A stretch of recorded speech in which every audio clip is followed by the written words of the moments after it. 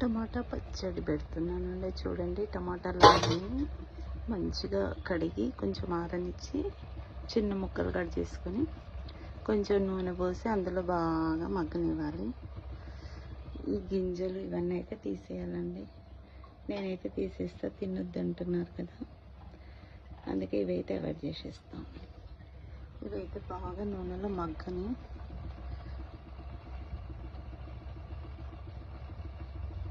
మీరు ఎలా పెడతారు ఫ్రెండ్స్? ఇట్లా బాగా మగ్గనిచ్చి బాగా ఉడికాక దించేసి చల్లార్చి కొంచెం లాస్ట్ దించే ముందు కేజీకి ఒక 50 గ్రామ్స్ చింతపండు వేస్తాం.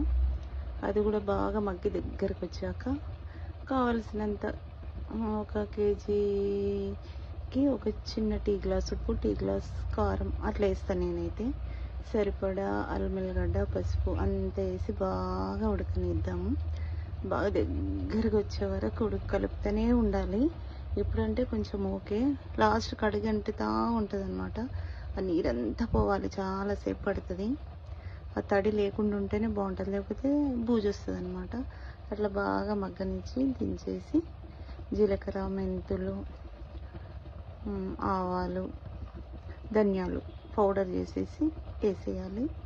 ఇంకా సేమ్ ఎల్లుల్లిపాయలు, ఆవాలు, జీలకర్ర, ఎండుమిర్చి వేసి పోపు పెట్టేయడమే. నిల్వ ఉంటుంది, ఒక 1 మంత్ అయినా ఉంటుంది.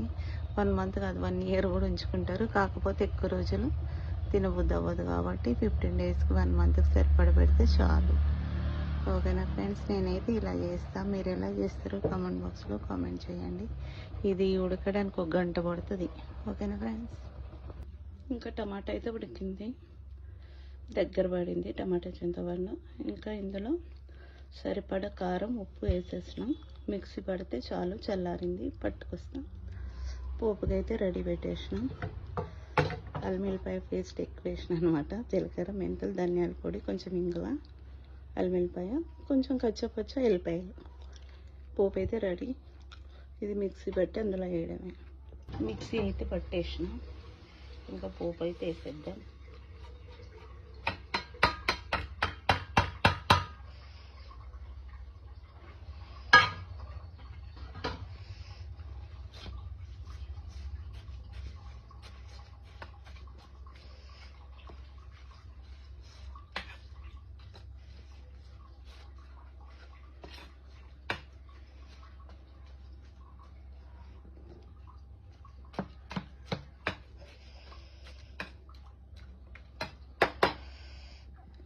చూసారా ఫ్రెండ్స్, టమాటా పచ్చడి రెడీ.